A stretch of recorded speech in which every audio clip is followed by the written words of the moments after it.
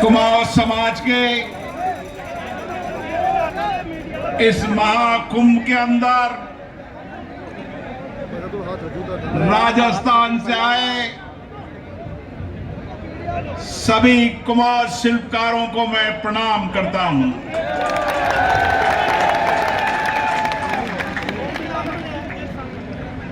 इस महाकुंभ में भीमाराम जी दम्मीवाला,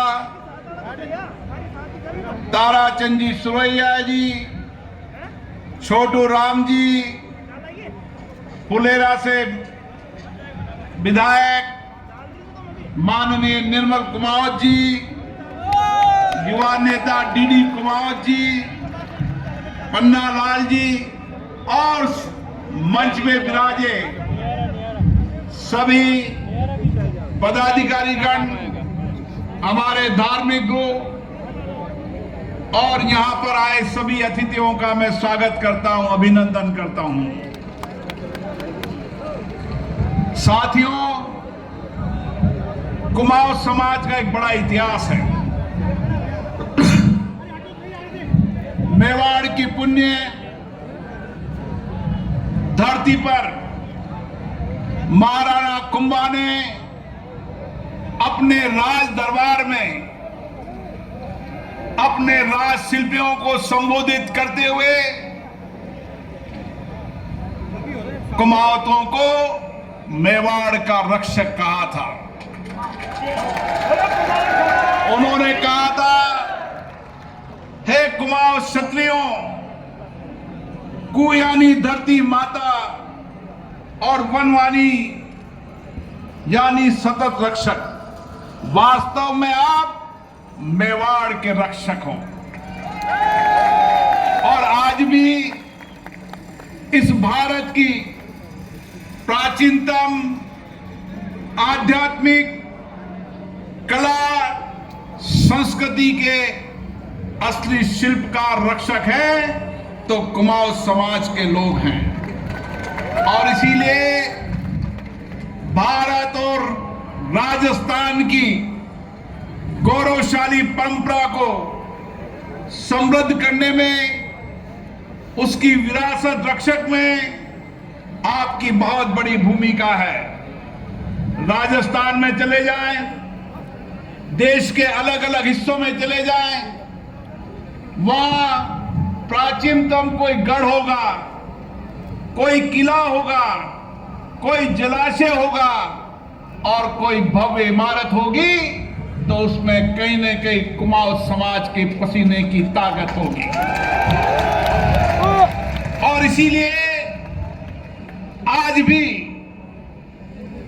आजादी के बाद भी, चाहे संसद का भवन हो, चाहे विधानसभा का भवन हो, हर जगह चित्रकला और शिल्पकार के अंदर उस पनी से और मेहनत से भारत की इस विरासत को समृद्ध करने में आपका बहुत बड़ा योगदान है।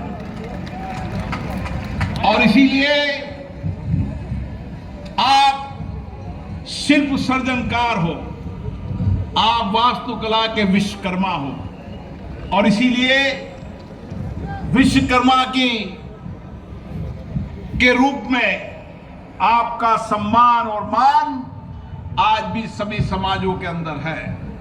इसलिए साथियों, इस राजस्थान की ऐतिहासिक नगरी में हम बैठे हैं, जयपुर में। हमारे पूर्व वक्ता बता रहे थे कि राजस्थान की ऐतिहासिक नगरी को उस समय जो शिल्पकार थे, वास्तुकार थे, उनका विजन कितना बड़ा था कि जयपुर को एक सुनियोजित बसावट के रूप में यहां की इमारत, यहां की स्थापत्य कला योगदान है तो कुमाऊं समाज का योगदान है। और उसमें वास्तुकार उस्ताद लालचंद जी का भी बहुत बड़ा मान और सम्मान है। शिल्प गणेश खोवार हो, उस्ताद राम विलास मनेठिया जी हो, जागीरदार उस्ताद लक्ष्मी नारायण जी मनेठिया हो, और समाज के बहुत सारे लोग जिन्होंने अपनी मेहनत से, कठिन परिश्रम से अपनी कला से इस जयपुर के जीवंत बनाने के अंदर बहुत बड़ा योगदान दिया है।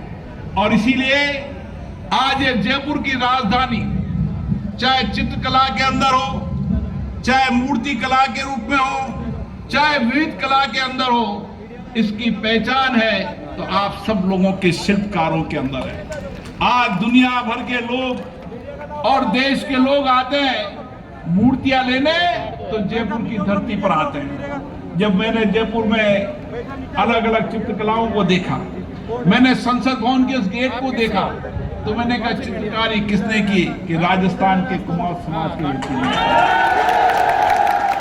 तो मुझे भी गर्व हुआ कि जिस धरती से मैं आता हूं, उस धरती पर ऐसे शिल्पकार हैं, ऐसे चित्रकार हैं, ऐसे मूर्तिकार हैं, जिन्होंने भारत की वैभवशाली विरासत को हमेशा समृद्ध करने में योगदान दिया है। और इसीलिए आज भारत की स्थायित्व कला हो, आध्यात्मिक हो, सांस्कृतिक विरासत हो, उस सब में प्राचीनतम रूप में जो ऐतिहासिक धरोहर है, उसमें कुमाऊं समाज का योगदान है। और इसीलिए चाहे राजस्थान आज पर्यटन नगरी हो, पर्यटन के रूप में हमारी ऐतिहासिक विरासत, इन कलाओं को देखने, यहाँ की समृद्ध विरासत को देखने दुनिया के लोग आते हैं। इसलिए आपके योगदान के कारण भारत के अंदर पर्यटन को समृद्धि मिली है और अर्थव्यवस्था को मजबूत करने में कहीं न कहीं आपका बहुत बड़ा योगदान है। इसलिए साथियों, आज कोई भी मंदिर में चले जाएं, उस मंदिर के अंदर चाहे चित्रकला हो, चाहे मूर्ति कला हो, उसमें कहीं ना कहीं आपकी पसीने, आपकी मेहनत का कहीं ना कहीं झलक आती है। और इसके कारण आज राजस्थान नहीं, देश के अंदर आपका नाम और वैभव हमेशा अमर रहेगा।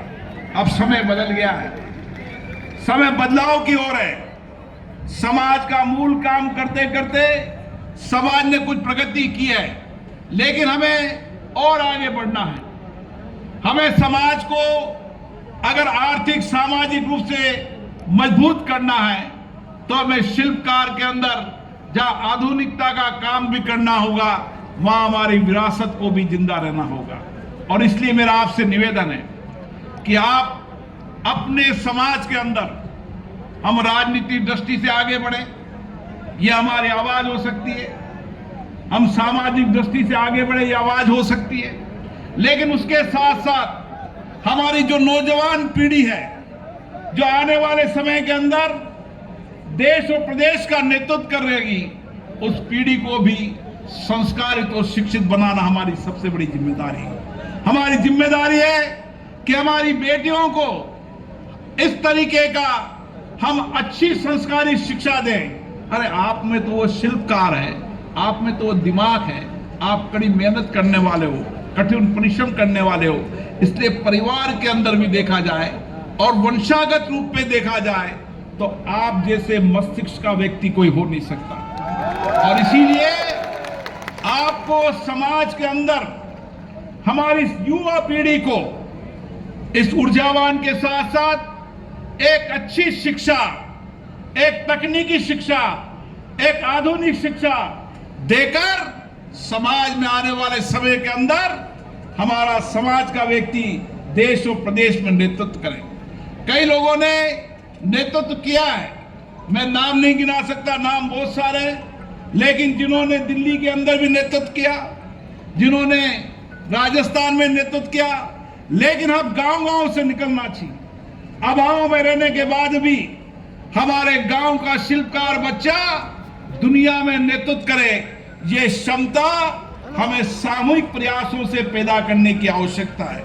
और इसीलिए मैं आपसे निवेदन करना चाहता हूं कि हमारी कोशिश होनी चाहिए कि समाज के अंतिम पायदान में बैठे व्यक्ति के जीवन को हम कैसे बदल सकते हैं। और इसीलिए जब समाज में हम बैठते हैं, सामूहिकता के साथ बैठते हैं, मिलकर सामूहिकता के साथ निर्णय करते हैं, तो हम हमारे समाज में जो आर्थिक सामाजिक परिवर्तन लाने का प्रयास कर रहे हैं, इसके लिए भी हमें चर्चा और संवाद करना चाहिए।